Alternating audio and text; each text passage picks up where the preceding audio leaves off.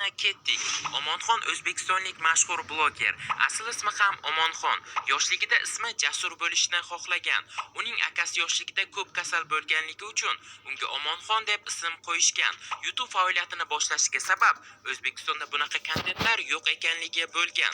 Birinchi yuklagan videolarini ko'p prosmotr oladi deb o'ylamagan. Hozirgi Omonxon YouTube kanali uning 4-YouTube kanali hisoblanadi. Karantin vaqtida Ahad Qayum YouTube kanalini yuritgan. O'shanda maqsadi 10 mingta obunachi yig'ish bo'lgan va 10 mingta obunachini 2 hafta ichida yig'ishga erishgan. Aynan o'sha kanalda YouTube bo'yicha tajribasini orttirgan. Omonxon 2004-yil 6-dekabrda tug'ilgan. 16 yoshidan buyon YouTube'da faoliyat olib boradi. YouTube'dagi faoliyatini aynan 2020-yil karantindan 1 oy o'tib boshlagan. Omonxon fikricha xatolar eng zo'r omad, chunki xatolar orqali ko'p narsani o'rganish mumkin. Aytgancha hozirda yangi Instagram akkaunt ochgan. Videolarni suratga olishda Muhammadjon nomli inson yordam beradi. Omonxon rossiyalik va ingliz blogerlardan ilhomlangan. Ahad Qayum studiyasidagi video hamda fotoapparatlardan foydalanish